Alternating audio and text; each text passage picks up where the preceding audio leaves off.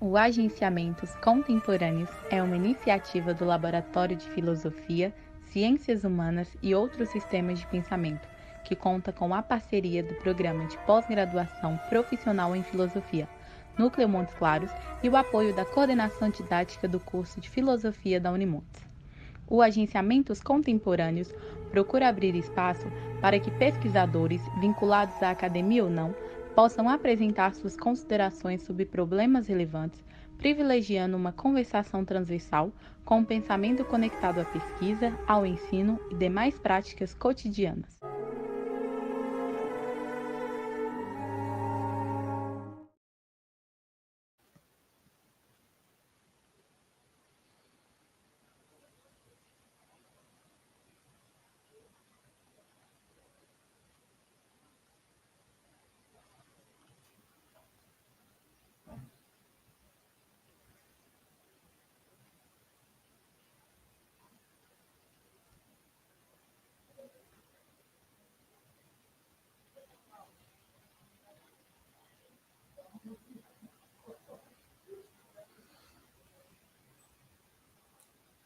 Bom dia a todos, em nome da comissão organizadora do quarto evento, quarto encontro de pós-graduação em filosofia da Unifesp. Gostaria de abrir os trabalhos, dando as boas-vindas a todos que nos assistem. Eu gostaria de lembrar vocês a se inscreverem no canal.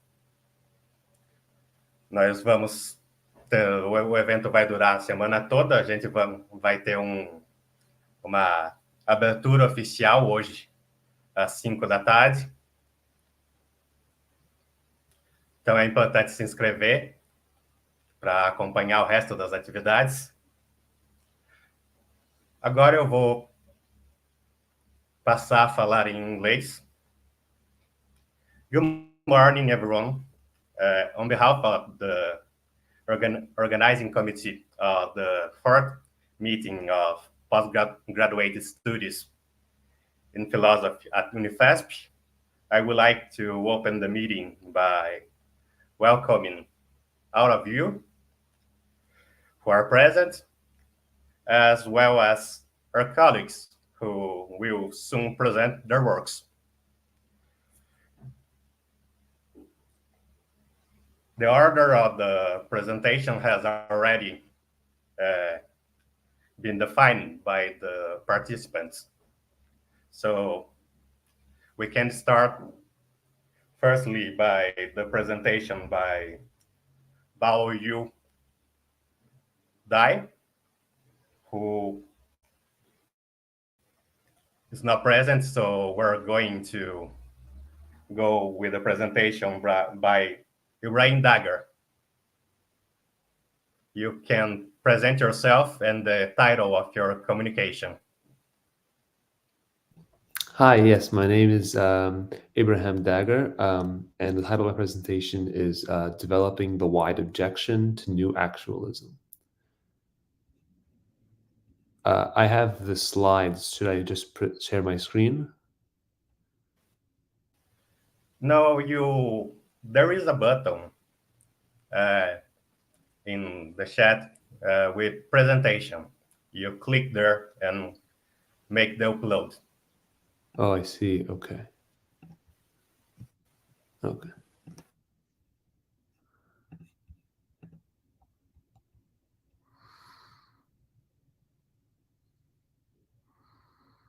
All right, it's uploading.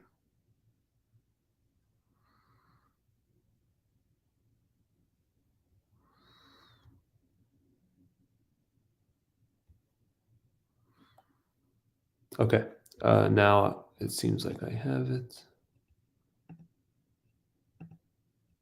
Okay, can everyone see this? Yes, we're seeing. Okay, perfect. Okay, yes. So the title of my presentation is Developing the Wide Objection to New Actualism. So first, a bit about the introduction. So here's a question. What grounds or makes true propositions of the form possibly P, right? What makes it true that it is possible for me to have worn a red shirt today rather than a white one?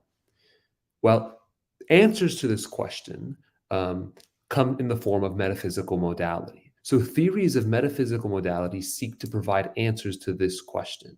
They seek to provide some kind of ground for possibility claims.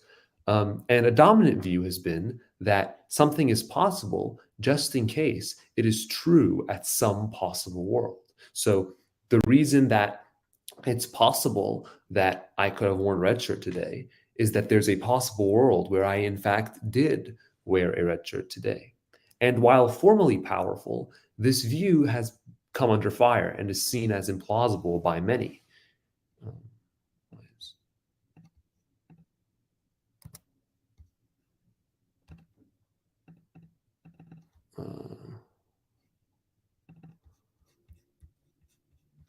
Is this slide no longer showing?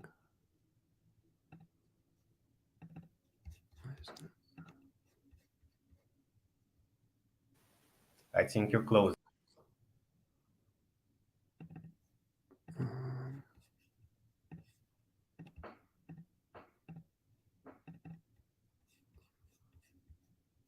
I don't see the slide anymore.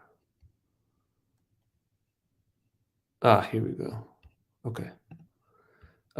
So, like I said, while this view of possible worlds is formally powerful, it's come to be seen by many as implausible because it commits us to the existence of abstract possible worlds, right? And it seems like Platonic entities, abstract worlds, are not the truth makers for modals, right? It doesn't seem as though it's because there's some abstract possible world that's the ground for which it's possible that I could have worn a red shirt rather than a blue shirt.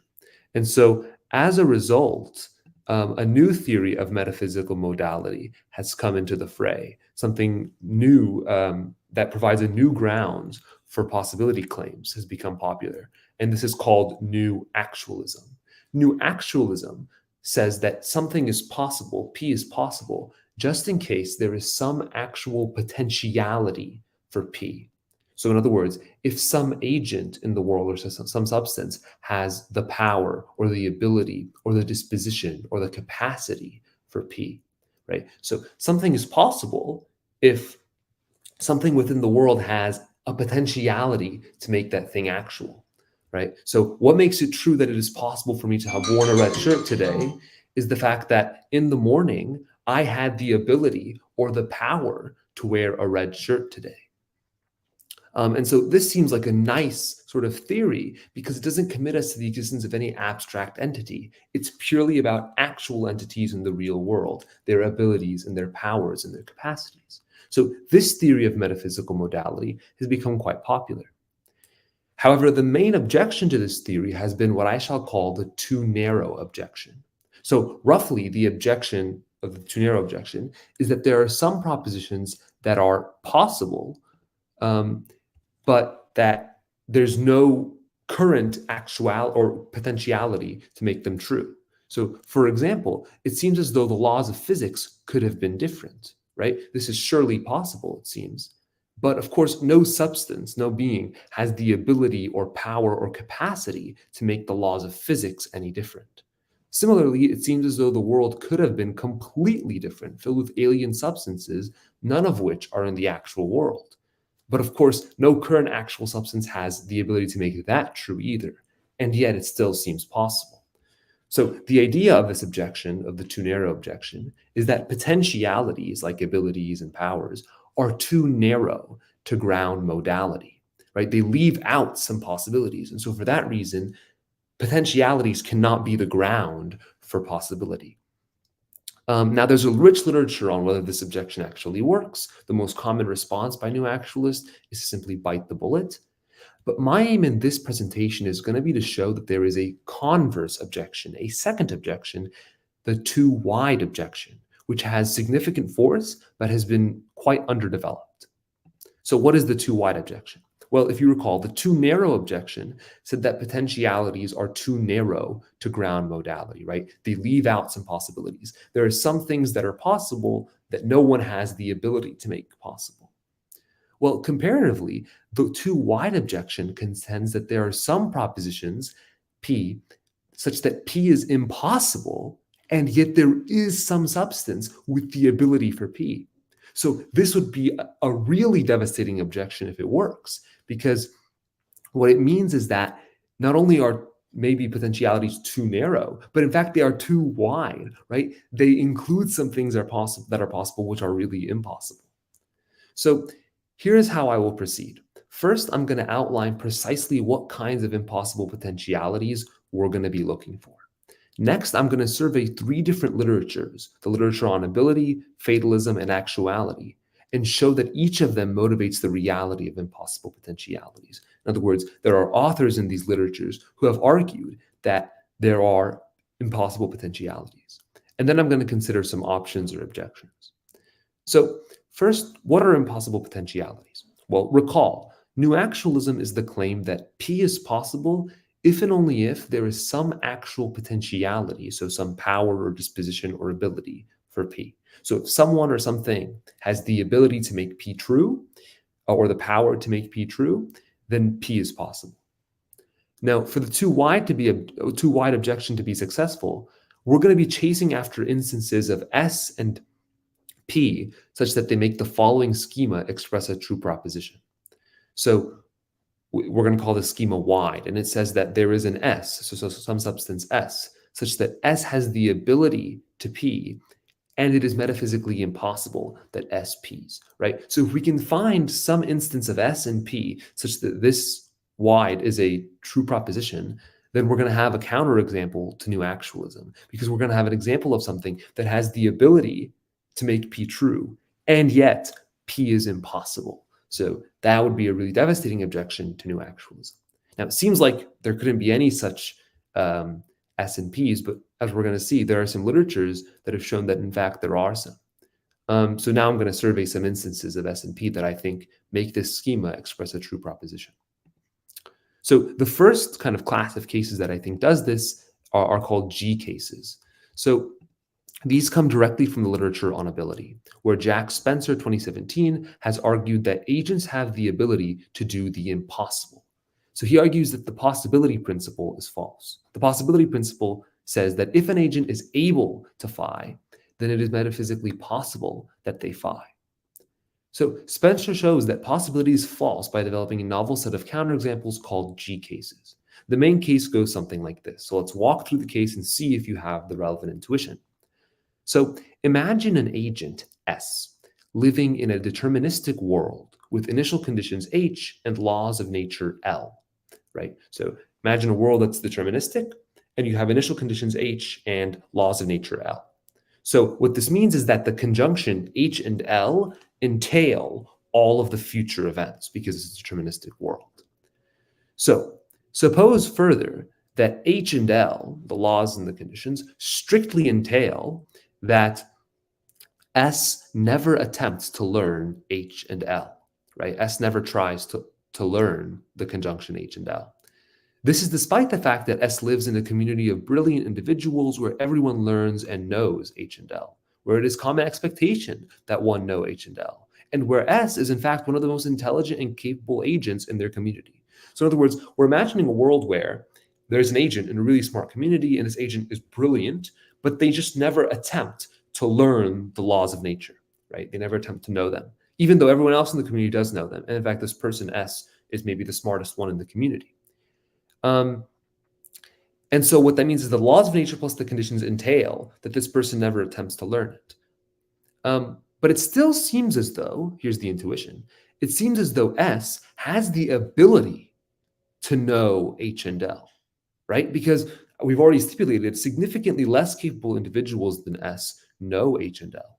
So it seems like certainly S, if they're more intelligent, they're more capable, then they have the ability to know H and L. They've just never attempted it. However, note that because knowledge entails truth, right? If you know something, then it's true. There is no possible world where S knows H and L.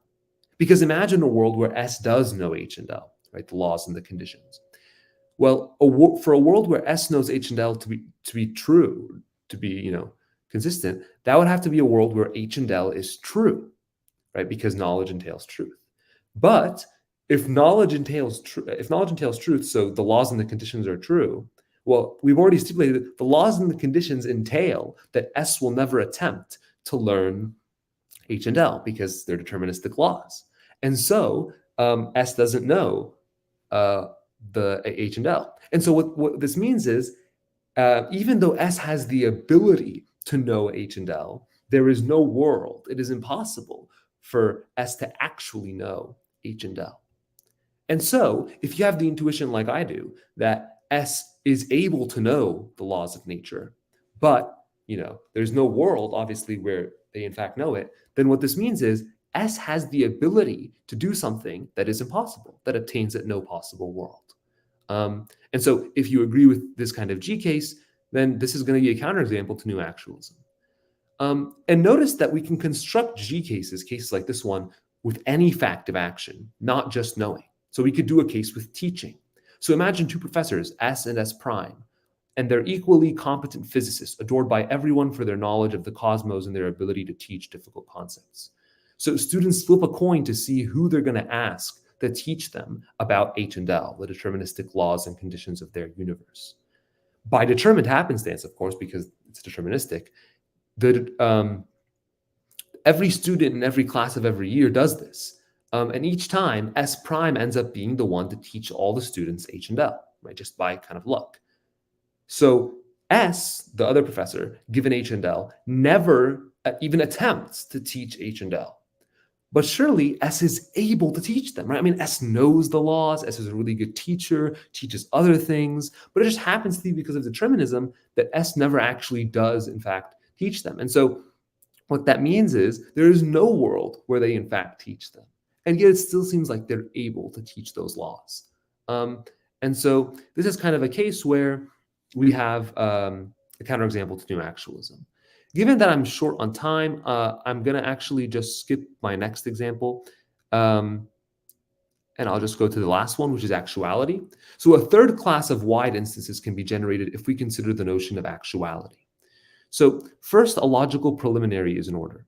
Propositions of the form actually Q are true just in case Q is true at the actual world. So at a different world, W2, actually Q is true at W2 as long as it's true at the actual world, right? Actually Q points to the actual world. So with this established, now consider the following case. Consider the proposition that actually there are 76 French fries on my plate. Let's assume this proposition is true. Now, suppose that as I am eating, I do not attempt to count the amount of fries on my plate. So I do not know that actually there are 76 French fries on my plate. But of course, I have the ability to know this proposition, right? I know how to count, I know what a fry is, etc. But note that if I do not know this proposition in the actual world, there's no possible world where I know this proposition. For this would require that a counterpart of mine at some non-actual world, W, knows that here in the actual world, there are 76 French fries on my plate. And that kind of seems impossible. And so the idea here is if you don't come to know that actually there are 76 French fries on your plate, in the actual world, there's going to be no possible world where you in fact know that. So now let's consider some options for the new actualists. How can they deal with these sort of counterexamples, these two wide objections? Well, one option is to reject the wideness, right? So one could simply reject that any of the cases here actually work. Perhaps incompatibilist style intuitions can explain why an ability ascription is not appropriate in any of the G cases that we talked about. And, maybe there's some alternative solution to the fatalism examples that I didn't get to discuss. And perhaps there's some explanation for why we don't have the ability to do P in the actuality proposition cases as well. And there are some other examples as well that one might marshal here that one could reject. But as I see it, rejecting the wideness should be a last resort. The reason for this is that impossible potentialities, cases where an agent, is able to do something even though that doesn't obtain at any possible world, these kinds of potentialities are enjoying increased independent support from authors in a number of different areas. So we should, as much as possible, attempt to accommodate the diverse array of intuitions in the cases surveyed herein. If possible, we don't want to require, say, incompatibilist intuitions for the acceptance of new actualism, right? We don't want everyone who wants to become a new actualist to be an incompatibilist or to have these kinds of intuitions. So to keep things as wide as possible, we want to sort of try to accommodate as many intuitions as possible. So that's kind of a last resort move, I think, on the part of the new actualist. The other option, I think, which is really interesting and I think requires more research and thinking about, is embracing the wideness. So a really interesting option is to simply embrace the wideness that I've talked about. So we've been assuming all along that in each of these cases, once we've shown that an agent has the ability to phi, and phi involves either some inconsistency or some metaphysical absurdity, then the new actualist cannot accept that phi-ing is metaphysically possible, right? Because the idea is, the new actualist states that, something's possible just in case someone has the ability to do that thing. And then I've shown cases where it seems like, something's impossible and yet someone has the ability to do it. So that's kind of a counterexample. But it might be that the new actualist takes very seriously their commitment to the theory that possibility reduces to potentiality. So seriously that these cases serve as an interesting discovery into what is possible. So maybe, for instance, it follows for the new actualist that cross-world knowledge really is possible. And so that is why I have the ability to know that there are actually 76 French fries on my plate. In other words, they're going to accept that all these cases are actually possible, right? That it's possible that I have this kind of cross-word knowledge, or it's possible that, S knows the deterministic laws. So in other words, they're going to have a new theory of possibility that kind of embraces these seeming inconsistencies. Now, while I find this approach implausible, the thought that possibility might include some logical inconsistencies, because some of these inconsistencies are still within our grasp, is a really interesting one.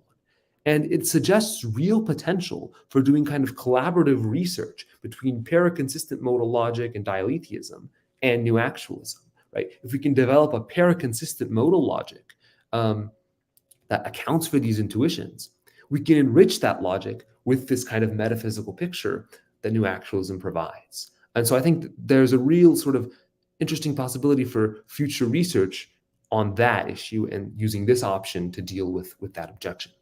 But anyhow, that's all I've got for today. Thank you very much for your time. That was a great presentation. We will come back to it later for the questions. Now we have Alberto. Alberto is there? Hi, yeah. Can you hear me? Yes. Okay. You can present yourself and the title of your communication. Yes, so let me can you see the slides? Yes. Okay, that's great. So my name is Luca Alberto Rappuoli, and I'm a PhD student at the University of St. Andrews and the University of Stirling. And today I'm going to present some ideas on frege and chemistry. Okay. Oh, I cannot see my slides anymore.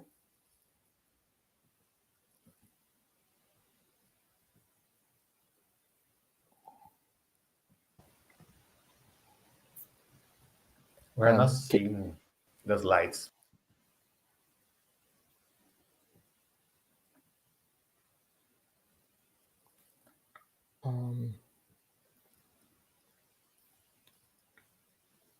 Okay, now I can see them, so I can start. So yeah, frege and chemistry. Let me start with this quote from Quine. So Quine famously said that logic is an old subject, and since 1879, it has been a great one. And that's because in 1879, Gottlob Frege published his Begriffsschrift, or Conceptual Notation, the book where for the first time he presented a complete system of quantified logic, modern quantified logic. And of course, that book and the logical work of Frege has been widely discussed and analyzed in the philosophical community, both from an historical perspective and a philosophical one. However, one aspect that is not so much discussed about his work is the omnipresence of chemical jargon in his philosophy and in his logical theorizing. And in fact, Frege's writings are full of examples, similes, and metaphors drawn from the realm of chemistry in general.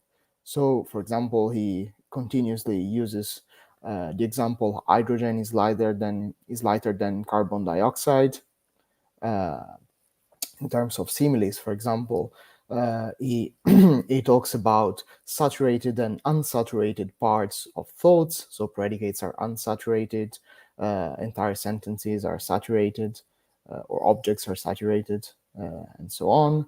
And even more interestingly, perhaps, is that he clearly says that he believes that the relation between his conceptual notation and ordinary language is comparable to the relation between the microscope and the eye. So there is like a lot of like chemical jargon, chemical examples and metaphors. Even more suggestive, I think, is the fact that on the page, Frege concept script, the logical notation he developed in the Griffith, is very similar, at least graphically, to chemical structural notation. And maybe for this reason, I thought, and also Dale Jacquet suggested in just one short sentence in his biography of Frege, that structural diagrams of chemical compounds may have inspired Frege's efforts to graphically picture the internal structures of truth dependencies in spatially two-dimensional diagrams. And even Frege himself kind of like understood his conceptual notation as an addition to the specialized notation that were presented and discovered in 19th century in chemistry and mathematics. So the question I want to address today is the following. Does the parallelism between Frege's notation and the structural notation of chemistry go any deeper than that? Is there more philosophical substance to this parallelism?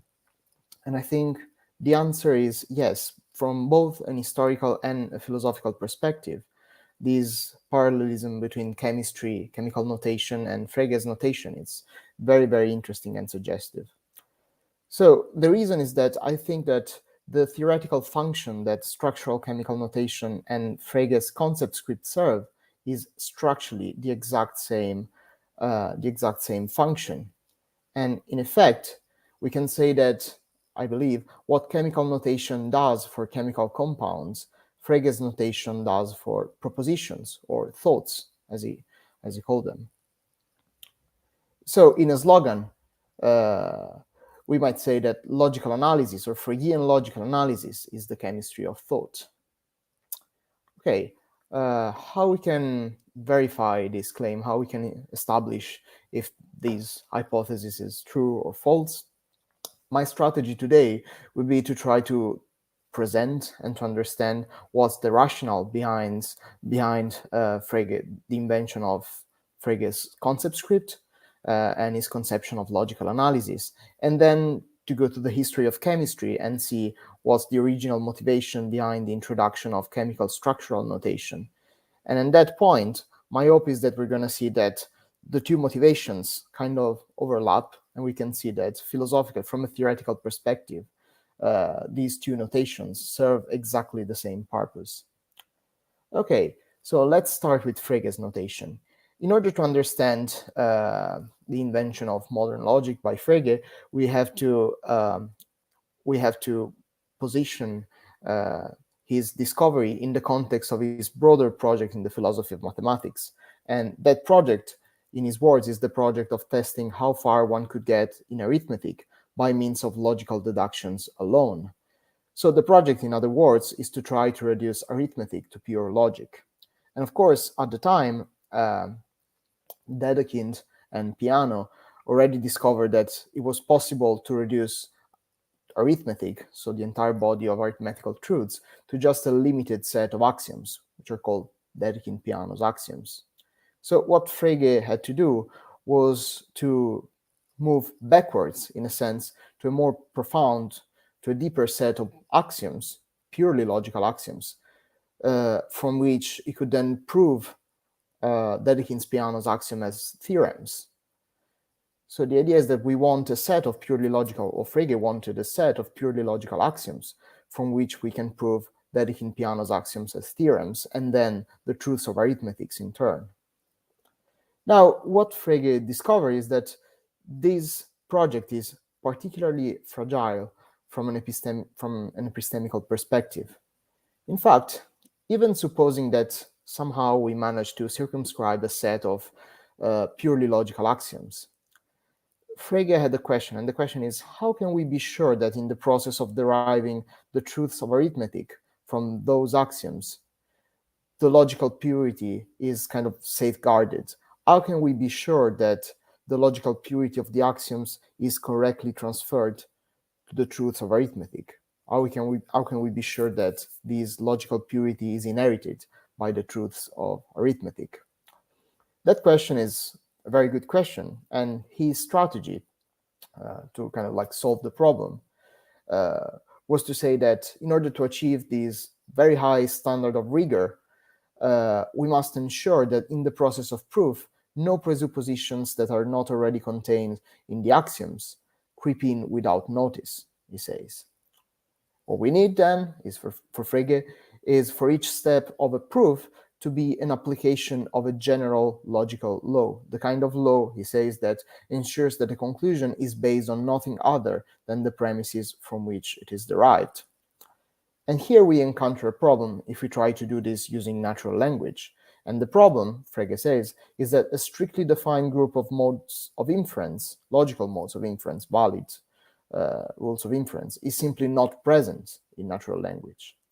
And the problem is even deeper, because even supposing we had, or we just circumscribe artificially a set of rules of inference, the problem, Frege says, is that the laws of logic in natural language are applied externally, like a plumb line. So we have this problem of applying the rules of logic to something that is not suitable for that application. And that can create, according to Frege, an entry point for intuition in the process of proof. And so the opposite implied by him, by Frege's talk of externality of the rules of inference, is a language, some kind of language, in which the rules of logic are internal to the expressions that constitute a proof. So what he wanted was a language in which the validity of an inference is certifiable on the basis of linguistic form alone, mechanically certifiable in some sense. And again, so we can translate this request in the following way. What Frege needed was a language capable of giving full syntactic expression to all those aspects of a sentence that are relevant to the logical correctness, to the logical validity of the inferences in which the sentence appears. And of course, now the natural question to ask is, what are the relevant aspects of a sentence? And Michael Dummett, in analyzing Frege's thought, said that the validity of a proof depends upon the meanings of the statement the proof contains.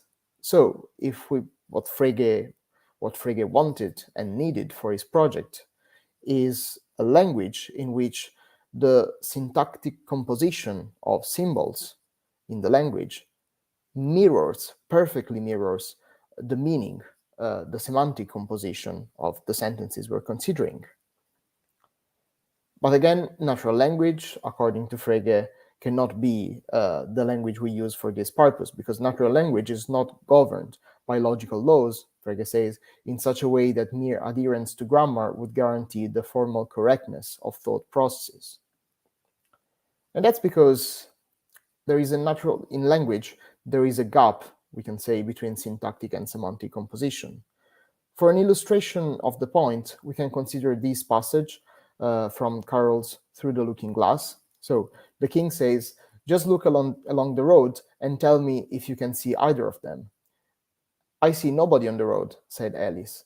I only wish I had such eyes, the king remarked in a fretful note, to be able to see nobody, and at the distance too.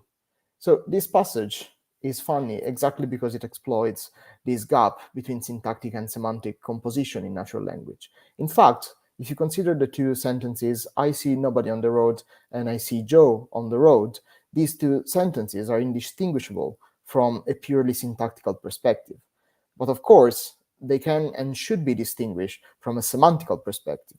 And in fact, one sentence can be true if and only if the other one is false in this case.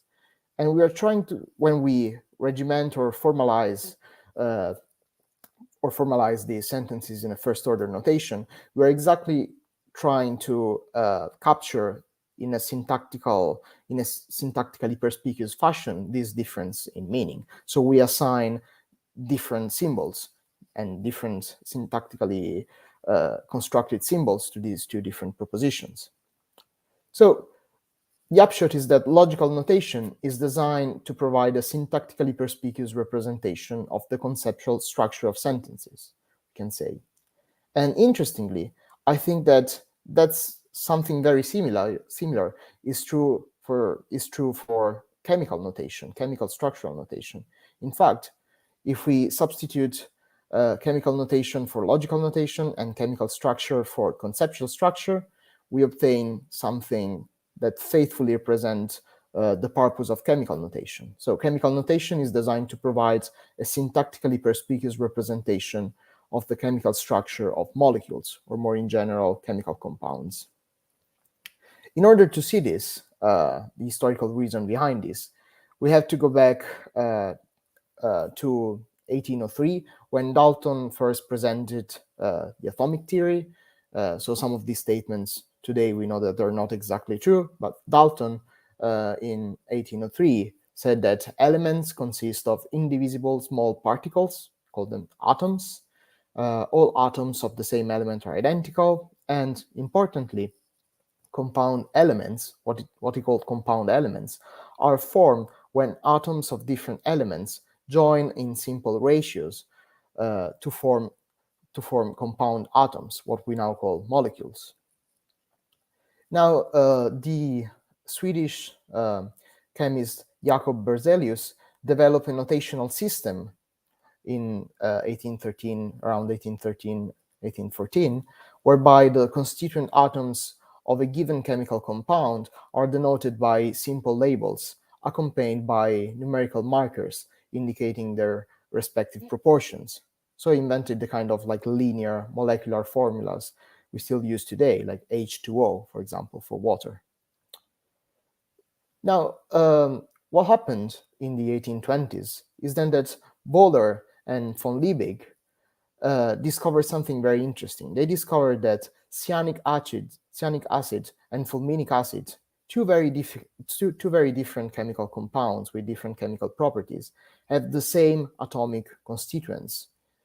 And so they are represented by the same molecular formula, by the same Berzelian formula. In 1830, Berzelius himself realized that this discovery was like a general phenomenon and called it isomerism. And so today we say that isomers are compounds, chemical compounds, with the same Berzelian formula, so the same molecular formula, same atoms, same ratios, but different chemical structure. And importantly, isomers might have very different chemical and physical properties. So an example is C4H10, for example. That molecular formula doesn't denote a unique chemical compound, but it can denote two different compounds, like butane and, for example, an isobutane, with very different chemical properties, like boiling temperature. Now, in 1857, 1858, the Scottish chemist Cooper and the German chemist Kekulé simultaneously and independently introduced graphical means for depicting chemical structure or chemical position. And these ideas were finally refined and extended by the Scottish chemist Alexander Crumb-Brown at the University of Edinburgh in 1861-1864.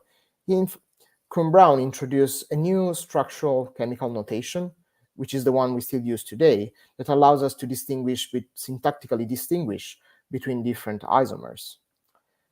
Brown's notation was designed explicitly to provide a syntactically perspicuous representation of the chemical structure of compounds, chemical compounds. So going back to the example I used earlier, for example, C4H10, in one case, we can disambiguate, in a sense, that molecular formula using the new formula, the structural formula for butane, where the chemical structure is syntactically encoded in an explicit manner. And we have another very different formula for isobutane. Now, so we have this similarity, structural similarity between the motivating rationale behind Frege's notation and Krum-Brown's notation. In both cases, we had something that was not expressible in the old notation. In the chemical case, the old notation is Berzelian formulas. In the logical case, the old notation is just natural language. And something that in chemistry, some chemically relevant differences that were not expressible now are explicitly encoded in the syntactic structure of symbols, and the same happened with Frege, but with logical differences, like the difference between I see nobody on the road and I see Joe on the road. Now, the question at this point is it historically possible then that Frege's logical notation was explicitly modeled on Krum-Brown's chemical notation? It's not easy to answer that question with certainty, and that's because a lot of documents and historical evidence from Frege's life was destroyed during Second World War, but I think the answer can be positive. And that's because we know from the history of chemistry that so the European academic chemistry was expanding a lot in the 1860s and 1870s. And the country where the growth was most explosive was exactly Germany. And the main thing studied in Germany at the time was structure theory. The theory and structure theory is exactly what Krum-Brown's formulas are intended to represent. And perhaps even more interestingly, and with this I'm going to conclude, is that in 1869, we're sure that Frege enrolled in a course in theoretical chemistry and one in practical chemistry at the University of Vienna. And these courses were taught by the German chemist Anton Goiter, a former doctoral student of Wohler, who discovered isomerism, and whose work in organic chemistry was focusing precisely on isomers. And just to conclude, Goiter was also certainly in contact with the English chemist Edward Frankland, whose 1816 textbook in chemistry is, according to some historians of chemistry, is what most contributed to the popularization of Krum-Brown's chemical notation. So I think it's also like historically possible that Frege invented his logical notation explicitly having in mind the structural notation of chemistry. That was all from me today. Thank you very much for your attention. Very good. We can go now for the presentation of Patricio Ávila. Patricio is there.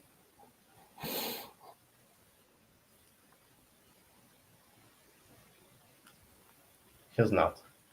So we can go with the presentation of Shih-Hao Liu. Hi. You can present yourself and the title of your communication and start. All right. Can people hear me? Like, yes, no? Yes, we can hear you. Okay. Just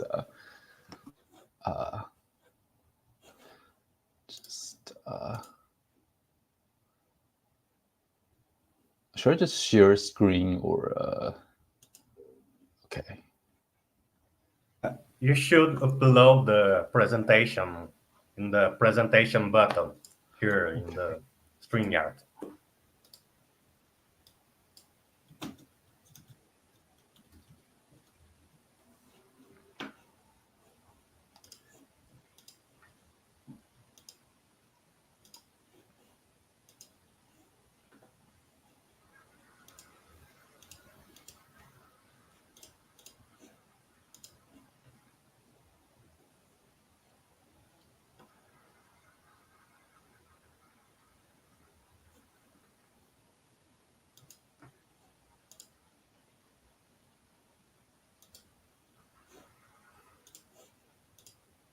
Oh, yeah. Okay. We can see it.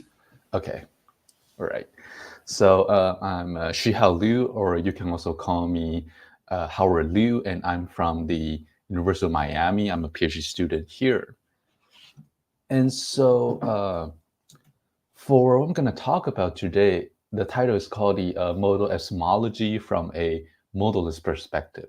And in this presentation, I want to give a critical evaluation of a modalist version of modal epistemology.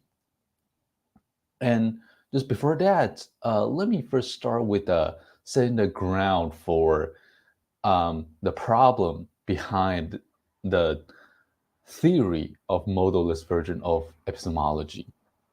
So just first consider all these following metaphysical modal claims. So possibly my glass frame can be green, necessarily 2 + 2 = 4.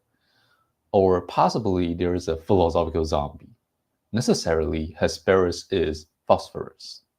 So one immediate question is, how do we know a claim from 1 to 4? I mean, 1 and 2 probably it's a more relatively easy one to know, and at least we intuitively think we know it. But like, however, the claim like 3 or 4 is kind of a little bit puzzling of how we know about it, right? Say, and particularly these claims may be important in the discussion of certain realm of philosophy. For example, the philosophical zombie may be important. I mean, if it's indeed metaphysically possible, then probably physicalism will be false, or it will at least be a very bad news for physicalism. And also 4 is the kind of very classic a posteriori necessity kind of appear in Kripke's work, right? And I think the central question here is that, what can serve as a basis, or by what means can we know these claims, like mentioned above, as a metaphysical modal knowledge or justification? In modal epistemology, of course, there are other interrelated questions, such as what is the scope of our modal knowledge or justification? Say, can we really know some philosophically interesting claims? And can we really have a knowledge about worlds, or a world with law of nature that's just drastically different from ours? And the other is about how we navigate between the relation of modal modalities and other type of modalities. So for example, the physical, deontic, conceptual modality, etc. And before I go into the deeper of the discussion, just there's a preliminary clarification I have to make. So first, my discussion, though I'm going to speak in terms of knowledge, it should be transferable to discussion in terms of justification. And second, by metaphysical modality, I will following the kind of characterization given by Williamson and Heil here. So they will suggest metaphysical modality, when we are talking about it, we're talking about in a kind of objective sense. It's kind of part of the world or reality, and it should be absolute. Right? So it's either metaphysically possible or necessary, or it's impossible. It's kind of form of like a lethic modality.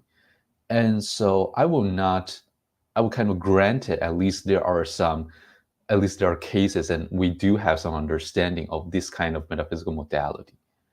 And I'll take no issue with the view that attempt to assimilate metaphysical modality with like conceptual or convention or semantic rules. And I will also not talk about, I will assume there are like a real sense of metaphysical modality. I'm not thinking of it as the one characterized as a clairvoyant or priest, as like a kind of idea that we should be delving about it.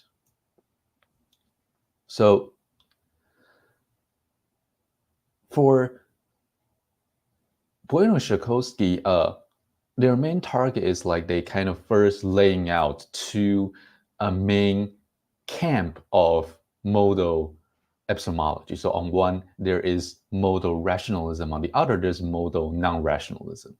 So on one hand, modal rationalism mainly suggests modal knowledge, particularly metaphysical modal knowledge, are primarily given or obtained via a priori means like intuition, conceivability, or imagination. And on the other hand, non-rationalism suggests that modal knowledge are obtained primarily via a posteriori means, like say similarity reasoning, counterfactual reasoning, or maybe abduction. So in their work, Bono-Sapolsky, after they given a critical evaluation of the previous both camp of modal epistemology, then they proposed their own version of it under the metaphysical setting of modalism. And in this presentation, I want to first look at their criticism to the previous account in both dominant camps. And then I want to then argue that, pointing out that all these criticism will also undermine their own modal epistemology.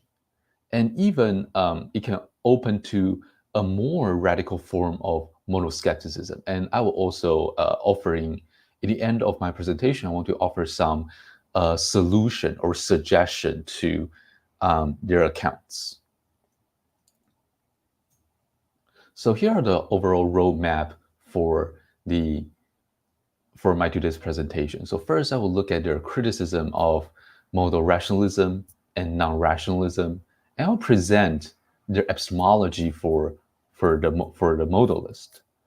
And I'll point out that then it's actually in tension between their criticism to the two dominant camps and with their own views. And then I will propose that instead of criticizing the both camps, they should actually embrace some of the means specified or being proposed by previous modal epistemologies. And this may form a non-uniformistic modal epistemology for modalist in the end. And I will explain it a little bit further in the presentation. So first, Bueno and Sapolsky, they consider two large dominant account of modal rationalism. So first they consider the builder's modal reliabilism. So reliabilism suggests that characterize intuition as a kind of seeming. And how intuition can give us modal knowledge should be characterized in the following way. So if it is intuitively seen to us that P is possible or necessary, then such an intuitive seeming can be an evidence that P is possible or necessary. So Buehler further argued that, well, why is intuition a very good way of knowing things by laying out three conditions, and argue that intuition satisfies all of them. So for first, intuition is consistent. It can be well corroborated and well confirmed. So then he conclude that intuition you should also regard intuition as a reliable and fallible source of evidence. And Bueno and Sapolsky's criticism kind of just like try to lay out different cases against, say, intuition in Buehler's sense indeed satisfy the condition. So first, intuition might make certain proposition or statement look to be intuitive or consistent, but actually then it is actually impossible. So for example, Frege's basic law of 5. I mean, if you're looking at it, and probably most might have the intuition that it is consistent and hence possible. But then after like being pointed out by a Russell, then like people will find out, oh, actually it is impossible. It raises a kind of inconsistent result. And second, something that we intuitively think to be true may be well corroborated, but like then it can be defeated later. I mean, for example, it might, for the people at ancient time, they might think Earth is intuitively immobile, like everything, like stars and suns are revolve around the Earth. And you can corroborate it, the intuition of this with like the community back then. But then you just find out it's just not going to be true. And again, intuition might also, you may also want to say that intuition confirm, like in the ancient community, that Earth is immobile. But like later, again, it can be disconfirmed by the later observation. So Boyan-Shakowski suggests the kind of lesson here is that, well, with these conditions being satisfied, it's just not very clear that intuition has the evidential status defended by Biller. Now then, they turn to another dominant trend of modal rationalism presented by Ilya Chernov. So Chernov suggests, with our intuition, it's not like they are reliable or so, but like he kind of endorses a kind of a dogmatic form of intuitive justification. He suggests, well, with the intuition, there's a kind of presentational phenomenology. And if your intuitive experience represents that P, and it may put you in the position to know that P. And that is so, then it is all because it has certain veratical presentational phenomenology regarding it. And Boyan-Shakowski criticized Chernov's idea by suggesting that, well, we have no method to check the reliability of radical intuitive phenomenology. They say establishing their reliability requires some means of checking, since no aspect of an apparent intuition phenomenology suffice. And rationalists require an accuracy of the content of some intuition, but without any prospect of peeking behind the intuition content to the reality presented.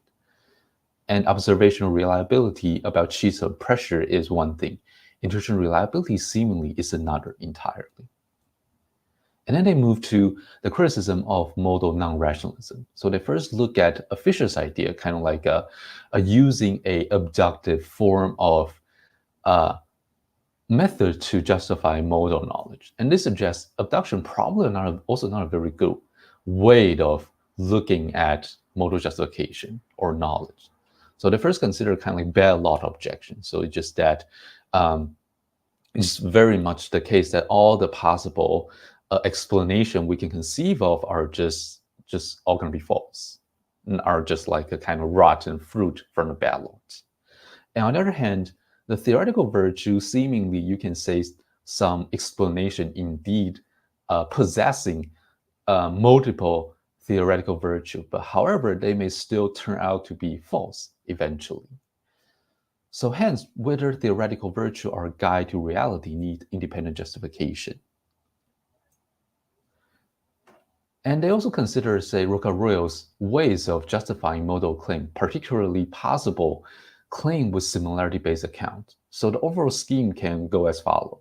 So I can have a series of objection of observation and have an inductive generalization by saying that, well, for all x, if x is f, then x is g. And for all x, if x is f, then x could be g, by a kind of actuality implied possibility principle. And if that's the case, then if I know that A is similar regarding F aspect, then A could possibly be G. And however, they suggest, well, modal knowledge requires seemingly more.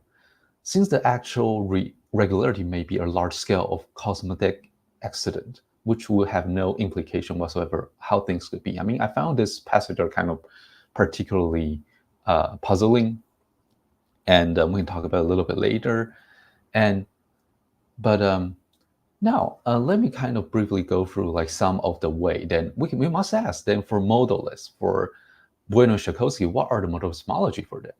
So for them, they first lay out, like they mainly lay out two ways to talk about how we obtain modal knowledge. So first, if we know that the strong and weak relationship between claims, then we can infer what's possible or what's possible from the stronger claim, that P.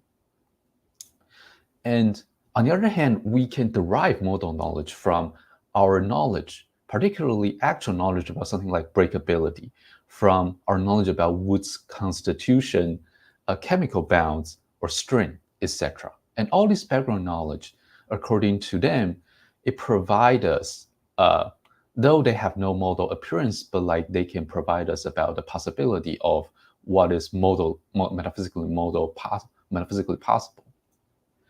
And about knowledge of necessity, this suggests once we know something can obtain without recur some entitled assertion of things, then we know it is necessary. And so here suggests modal knowledge are just a kind of knowledge, extension of knowledge about actual properties. And we can test the possibility, knowledge about metaphysical possibility with kind of like virus testing that we do on the actual world. But I think here we must ask, so seemingly with their version of modal epistemology, they're mainly relying on the following means. So conceptual truth, observation, or maybe induction. But then I think there's a very quick criticism about it, is that seemingly we can apply the very same criticism that Bueno-Szakowski to the previous two main camp of modal epistemology to themselves.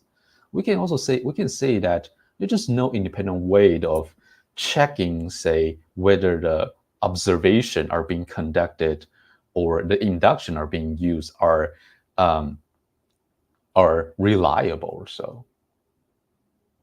And maybe like we may try to like find some way of say, well, I do have a way of looking at how my observational knowledge attract modal reality. But then we again can kind of ask again about say, why is the checking method to be reliable? And now an infinite regress then rises.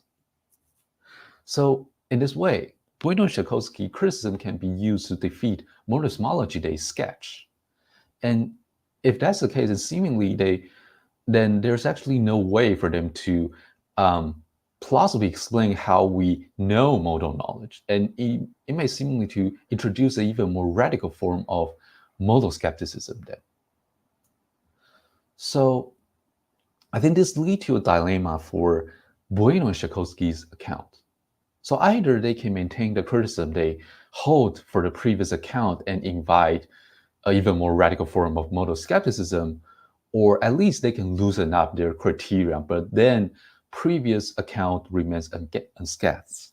And I would say a two should be a more feasible option. And then the kind of method like similarity reasoning or abduction or intuition should probably not be dismissed, but should be rather embraced by modalist modal epistemology.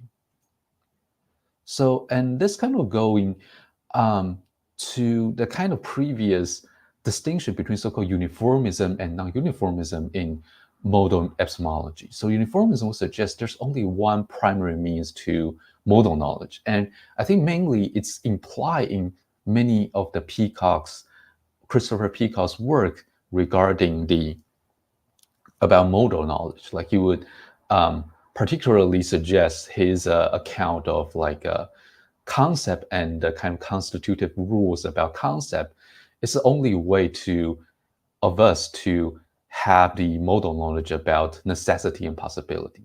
But now there's a recent trend that suggests that modal knowledge to just have actually a mixed bag of method for you to obtaining modal knowledge. And I suggest Bueno and Szakowski should loosen their criteria and embrace a non-uniformistic picture of modal epistemology. So, and there's a chance for intuition, inference to basic explanation, similarity reasoning to play a role for a modalist to gain modal knowledge.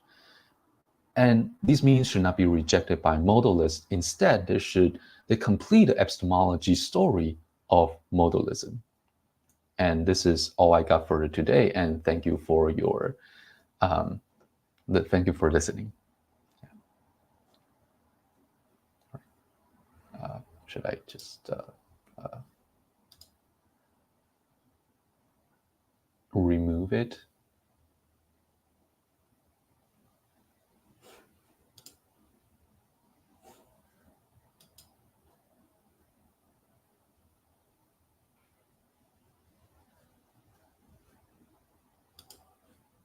Yes.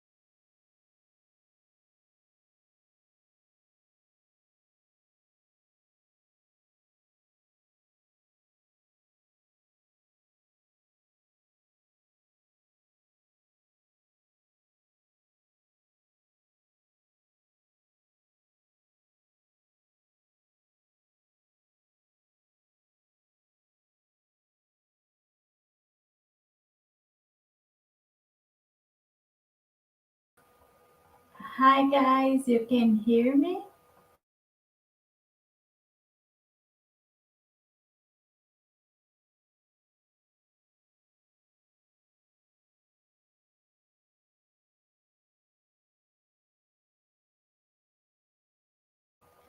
Okay, just a moment.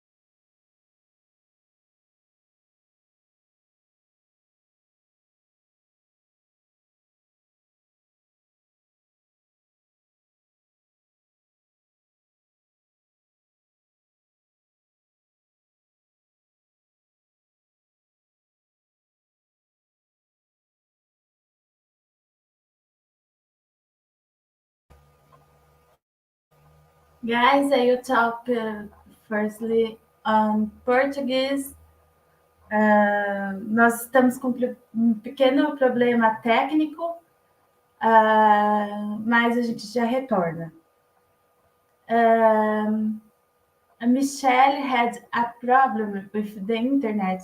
You are waiting for her to return.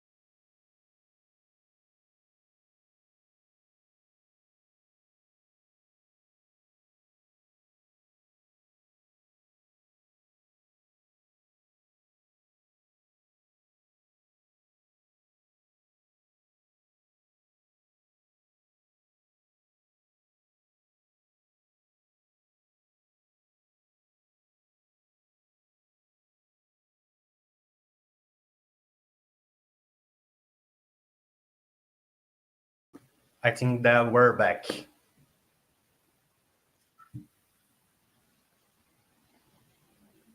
Can you guys hear me?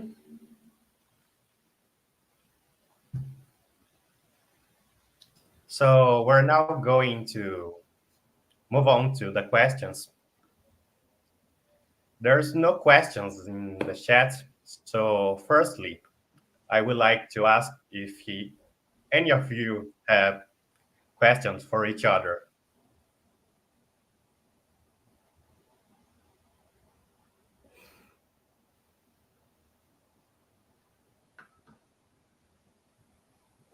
If so, you can talk. Okay, maybe I'll start. I had a question for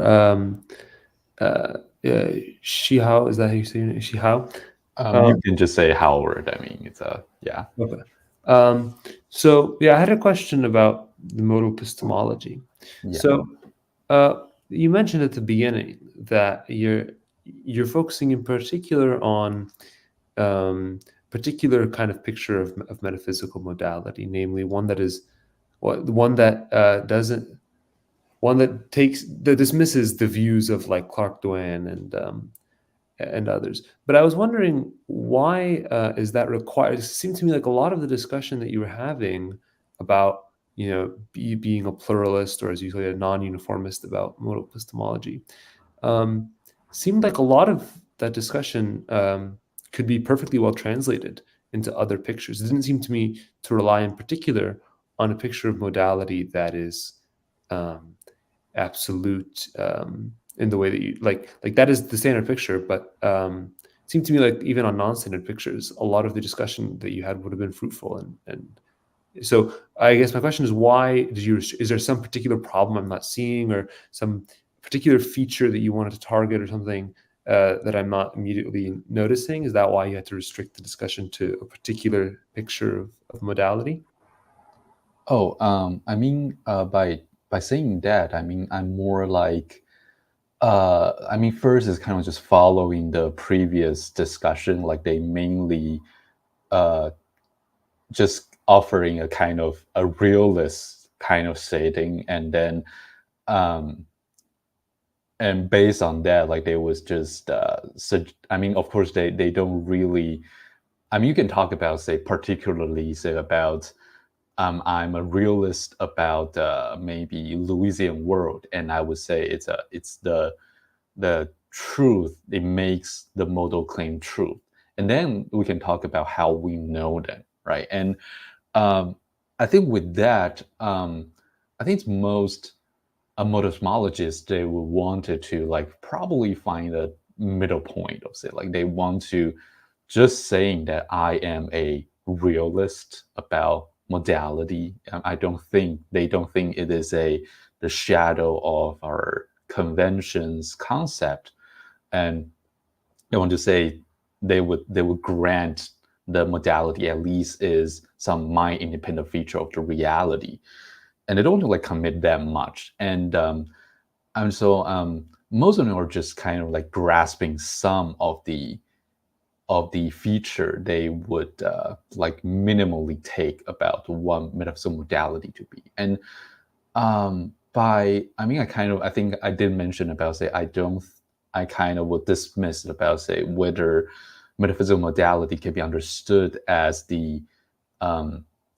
as a kind of conceptual truth, or say it's just kind of about reflecting how we express things about the semantic, or under the semantic rules.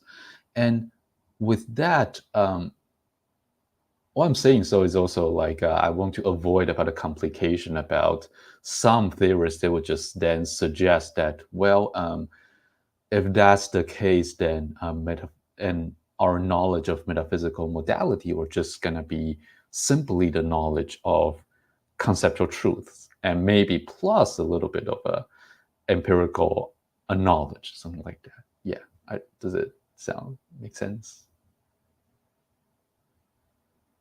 Yeah, that seems right. I guess I was just thinking, seems to me like I can adopt a lot of the views you talk about, even if I have, but it does, when you started talking about how we need some minimally realist stance, that seemed right to me, because presumably to make these claims about modal knowledge and whatever, whether you're uniformist or not, seems like minimally you're going to have to say something like, still, modal claims reflect something that is, out there, so to speak, not just, like you said, a feature of our rules or concepts or something. So that does seem right. But it seems to me like, because I was particularly interested in it, because that Clark Doan paper about modal objectivity seems to me like one might find those insights compelling and yet still have theories of modal epistemology. But I do agree that there's like a minimal. I think that's right. Has to be like a minimal realist stance that one takes. Yeah. Yeah. I mean, I also find like the Clark Doan's paper is kind of interesting, and I mean, Priest's paper it's skeptical, but I would say like less interesting than Clark Doan's paper, and but yeah, but like of course they have some like very controversial claim to make, but like I would still say yes, we cannot fully explicate, say, okay, so what is conceptual modality, what is deontology, and a metaphysical modality. It's not that clear, I would agree, but like probably I think there's still a sense of metaphysical modality that at least most philosopher, unless you are a anti-realist about modality, you might probably agree. I would say for Hiles and Williamson's claim about objectivity or absoluteness, of course, they're also not without controversies, but yeah.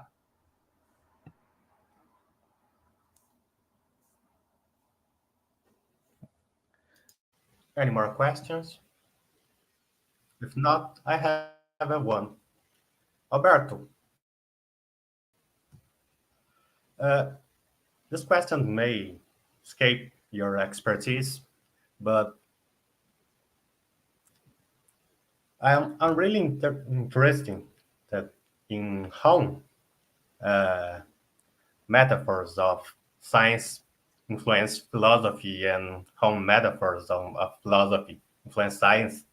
And what I want to know is, do you think the fregean analysis, logical analysis, had some payback impact in the chemical representation of the way that they do science? I'm thinking of that because in biology, that is what I work, there's this payback in the way that they do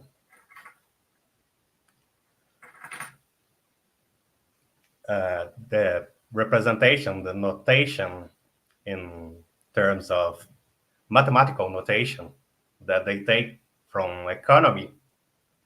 And in later years, the economy take back some notation the biology make. And I was thinking that this is influencing chemistry.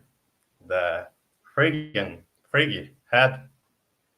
may have came back to chemistry.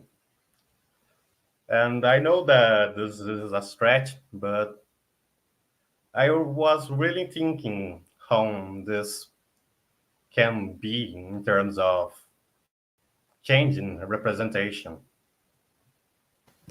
Yeah. So the short answer is that I'm not sure because I was investigating more the direction from chemistry to logic, not the other way around. So I'm not really sure, because like so for sure the structural chemical notation, Krum-Brown's notation, or at least like a slightly modified version of that, it's still what we use nowadays in chemistry, basically. to represent molecules and chemical compounds. And that was dated 1861. And then Frege, if the hypothesis I was presenting is correct, kind of like modeled his own concept script on that. And Frege's Begriffsschrift was published in 1879. But I'm not. Yeah, I just don't know about like the other direction. If Frege's concept script kind of like influence later notations, my impression would be on the negative side, just because I mean, like his notation was notoriously difficult to understand and notoriously difficult to employ to actually perform logical calculations. So what, at least in logic, what happened is that the notation we use these days is mostly inherited by Bertrand Russell, Principia Mathematica, Russell's and Whitehead Principia Mathematica, and that kind of like influenced the way we do things in logic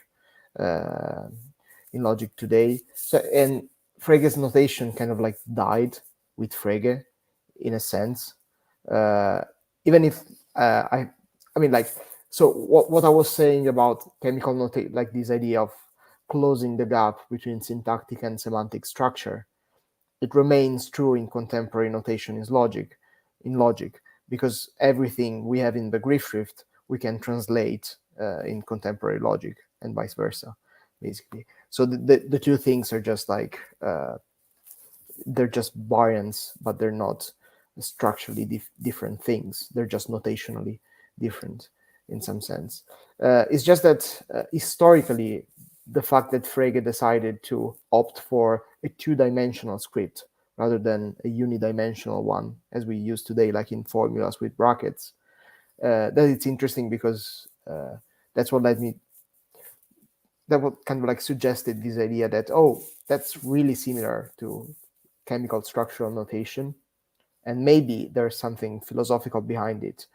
Why he opted for these like very weird things of representing things that is very close, graphically close to chemistry. So yeah, that's my impression would be that if there is something in logic that influenced later science, is more like Russell and Whitehead's Principia Mathematica and that kind of notation, because Frege's notation was pretty unknown.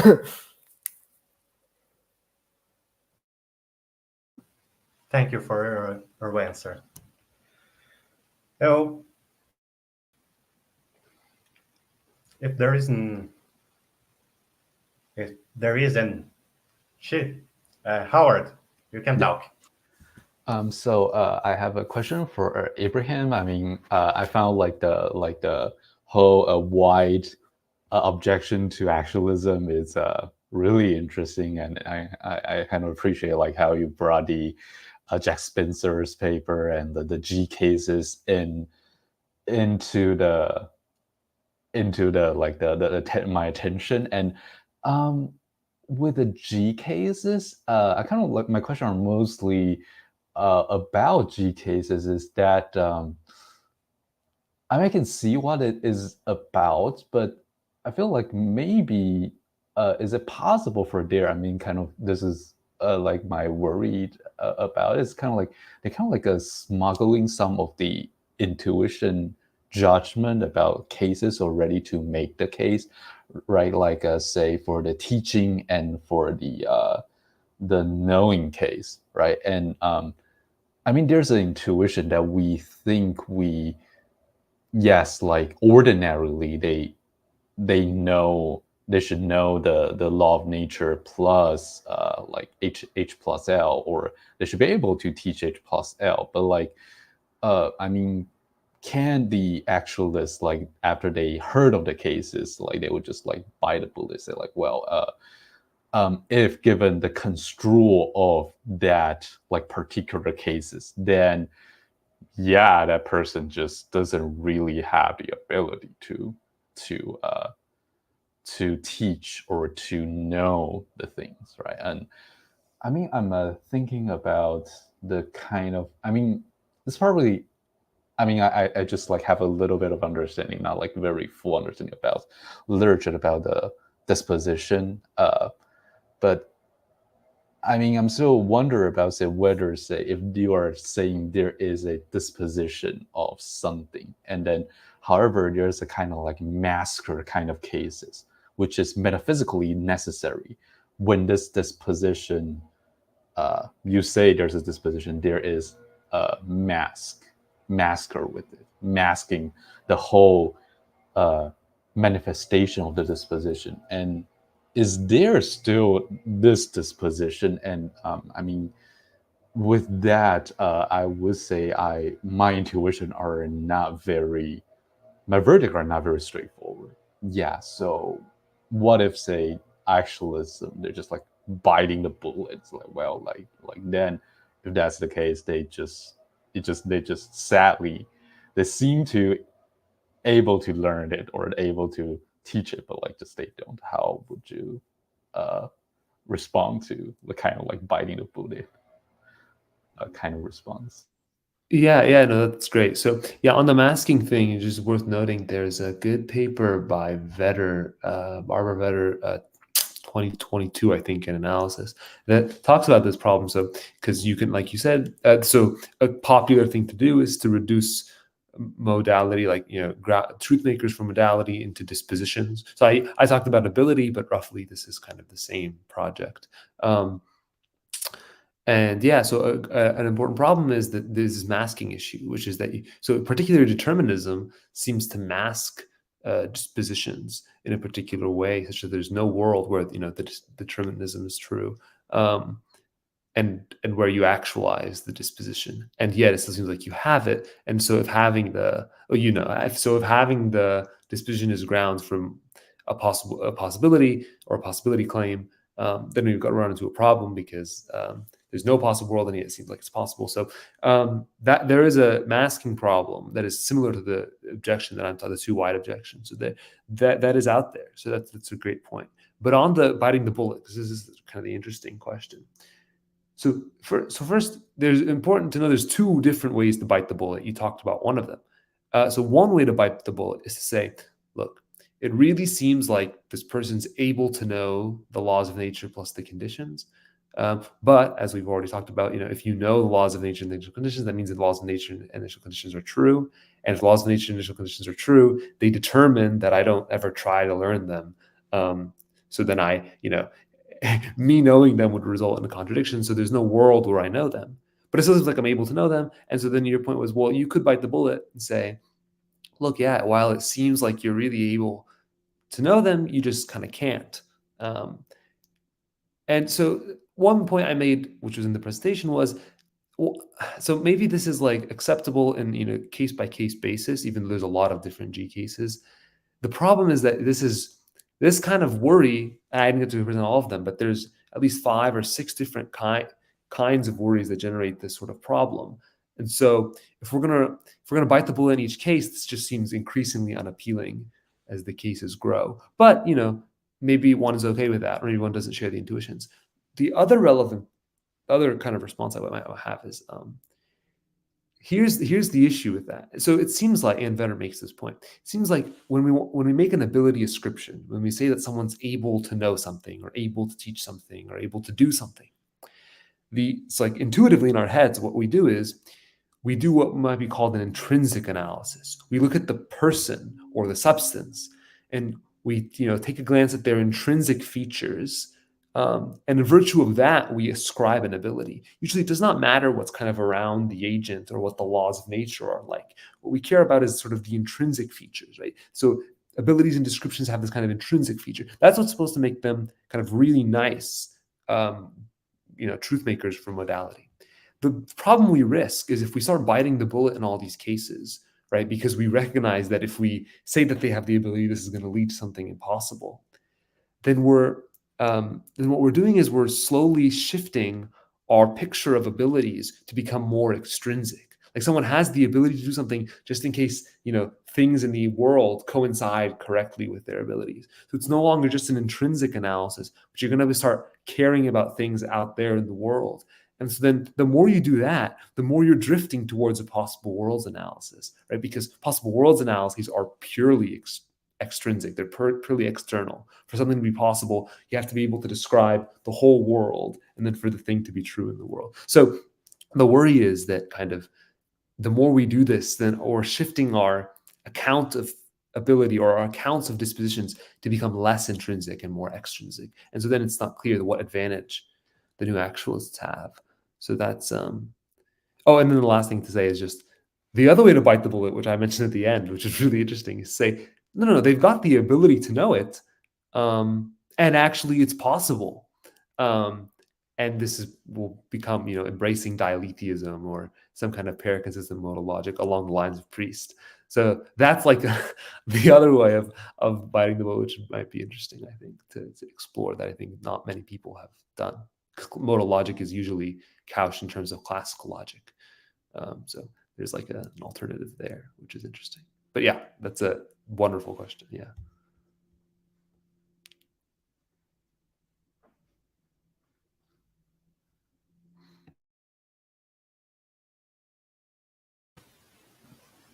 Any more questions?